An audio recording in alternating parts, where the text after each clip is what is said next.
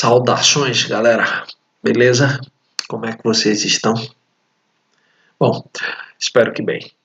Então, vamos dar continuidade aos estudos de sociologia, hoje com o tema globalização e bem-estar social. E o que acaba repercutindo nessa ideia de globalização e nesse modelo de bem-estar social que nós vamos estudar.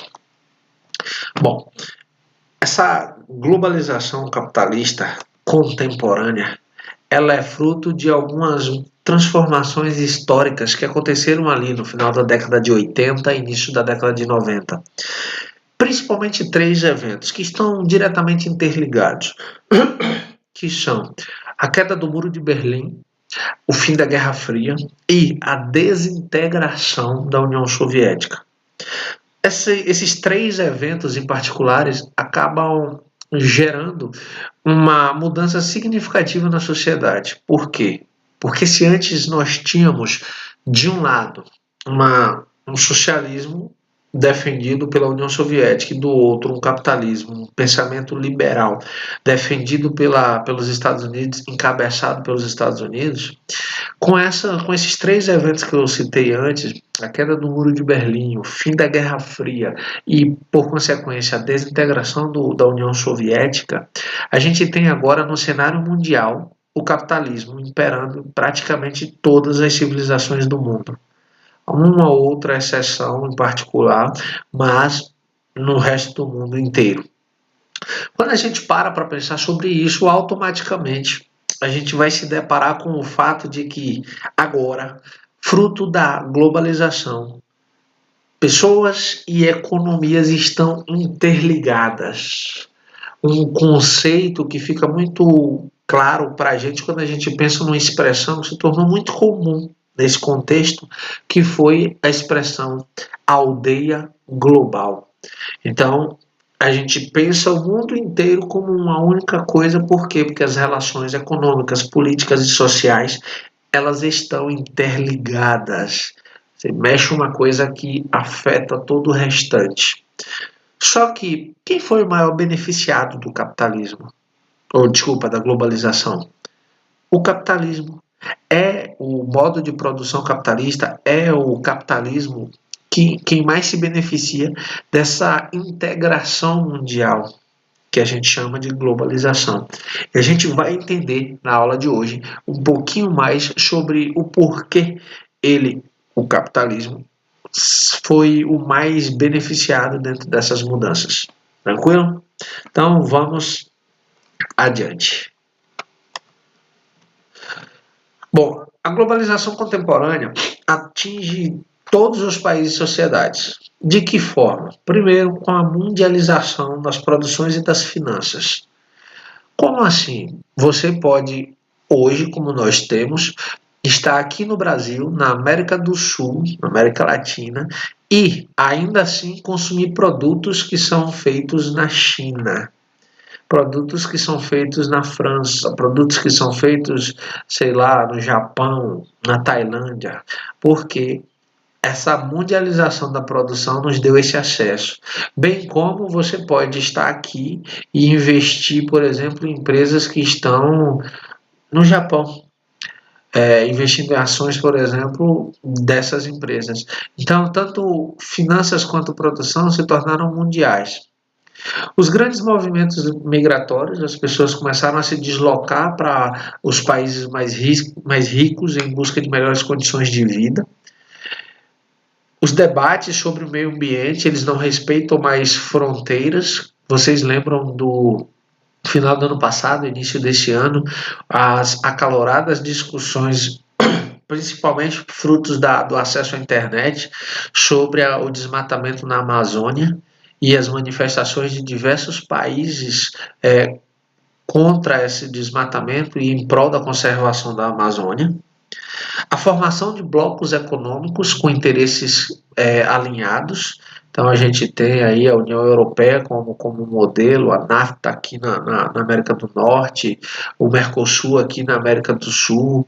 Esses blocos econômicos, eles visam construir estruturas que favoreçam os membros desses blocos em negociações com outros blocos econômicos.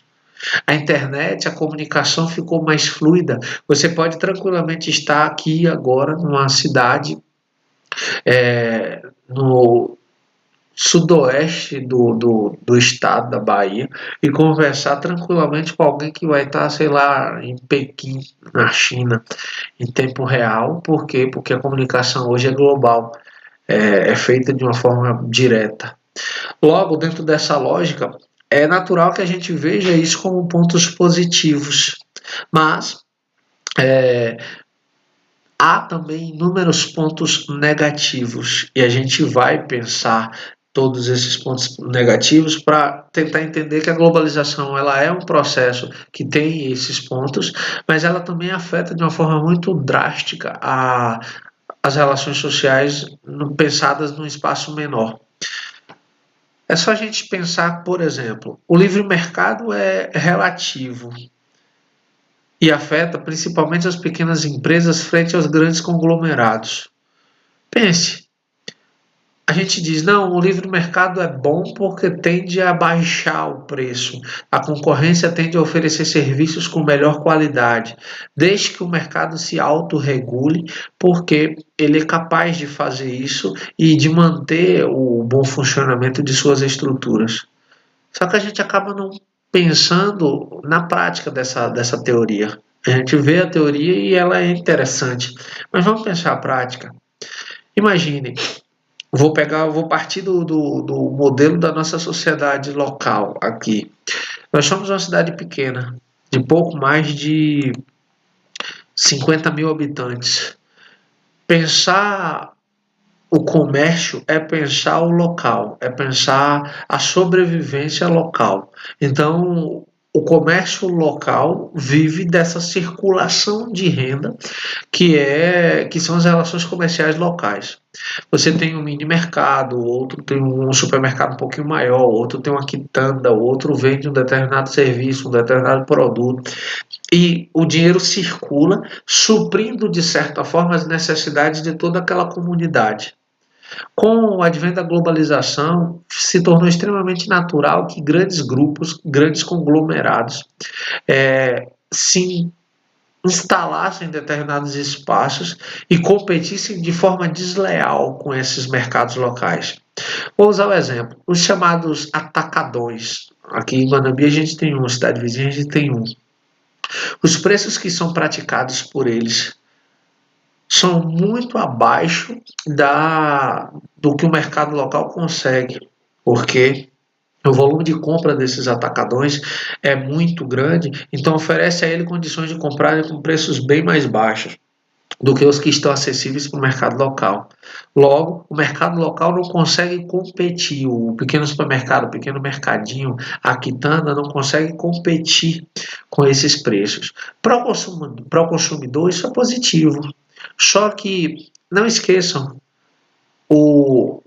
uma sociedade ela não é feita apenas de funcionários públicos, de profissionais liberais que são advogados, médicos, engenheiros, não. Elas também são feitas de comerciantes, de pessoas que trabalham no comércio e precisam que esse comércio continue funcionando para que elas continuem sobrevivendo. Se essa concorrência é desleal e leva à falência esses comércios menores, automaticamente eles deixam de existir e as pessoas que dependiam dele para sobreviver também acabam perdendo esse meio de manutenção da sua própria sobrevivência. O que gera, por exemplo, a disponibilidade para trabalhos mal remunerados, para serem exploradas. Por quê? Porque precisam sobreviver. Então, esse livre mercado ele é relativo sob esse ponto de vista. Vamos ao próximo ponto. O poder de consumo no lugar social. Como uma aldeia global, nosso lugar social acabou sendo determinado pelo poder de consumo que cada indivíduo detém. Como nós somos agora uma sociedade de consumidores, o seu lugar dentro da sociedade dialoga profundamente com o que você é capaz de consumir. E quanto mais raro forem os produtos que você é capaz de consumir, melhor colocado dentro da hierarquia social você estará posto. Bom, na prática, a globalização tem apresentado benefícios apenas a uma minoria. Se pararmos para refletir sobre isso, a gente já discutiu isso em sala, inclusive, sobre o quanto o mundo tem caminhado de forma rápida para a extrema concentração de renda. Eu, inclusive, cheguei a citar para vocês que haviam estudos que apontavam que nos próximos 15 ou 20 anos nós teríamos o primeiro trilionário do mundo. O que nos leva a pensar que, para que alguém concentre o seu primeiro trilhão de dólares, outros tantos deverão morrer de fome, outros tantos deverão estar submetidos à pobreza, à miséria extrema. Não dá para gerar riqueza sem, no processo, gerar também pobreza. O lado positivo da globalização é o de possibilitar o acesso a bens antes inacessíveis a vários segmentos da população de vários países. Os chamados bens duráveis eram um luxo que apenas as classes médias altas e as classes altas tinham acesso com facilidade. E quando eu digo bens duráveis, eu estou fazendo menção a fogão, geladeira, automóvel, motocicleta, a própria moradia, a casa. Todos esses bens eram de acesso muito difícil para as camadas mais pobres da população. É só com uma queda nos preços da importação, com um melhor acesso à tecnologia, é que esses bens começam a ser disponibilizados a valores mais justos, o que permite, então, um consumo por parte das camadas mais pobres. Projetos econômicos que ditam a realidade social. Vocês provavelmente já ouviram a expressão social-democracia. A social-democracia é um projeto que admite o dirigismo estatal enquanto mantém o exercício da democracia e difere, portanto, da perspectiva socialista. Olha que coisa interessante. O que é um Estado socialista? Um Estado socialista é um Estado em que o Estado, através do seu líder, toma as decisões e essas decisões acabam sendo o norte de funcionamento desse Estado. As pessoas quase nunca têm voz no Estado socialista. As pessoas elas são conduzidas a seguir as normas que o Estado propõe. E o Estado dirige com mão de ferro a economia.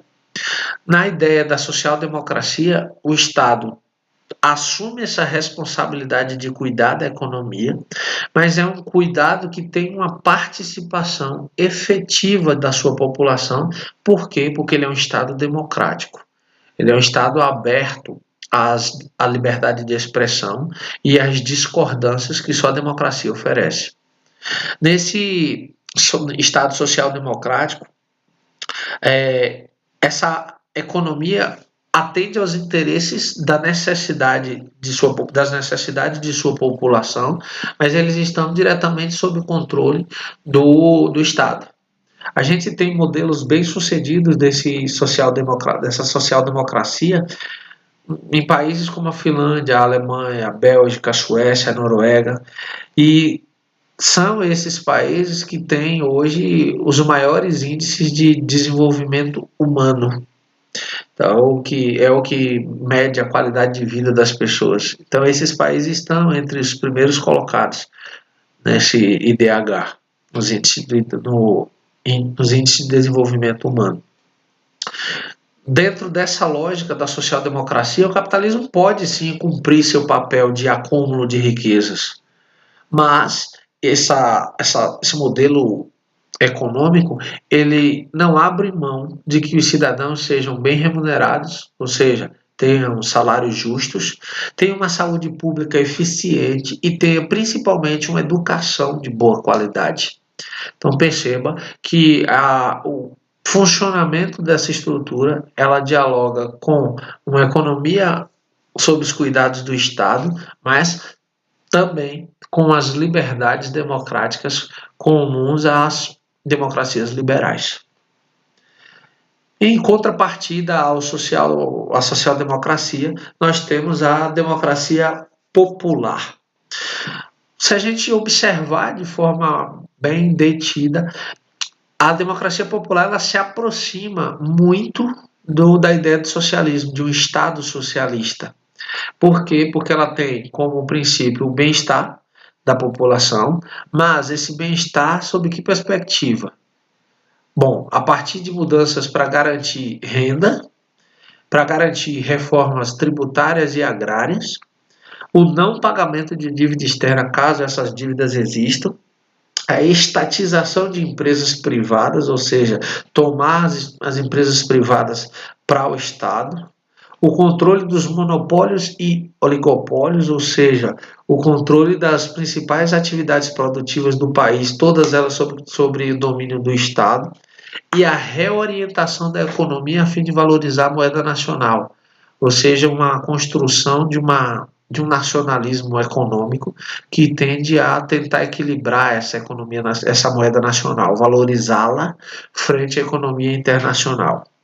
Só que quando a gente olha para o cenário mundial hoje, não existe nenhuma civilização, nenhum país que se adeque ao que a gente chama de democracia popular. Não existe nenhuma demonstração prática disso hoje. A outra perspectiva é uma que é extremamente comum para a gente, que é extremamente próxima da nossa realidade, que é o neoliberalismo.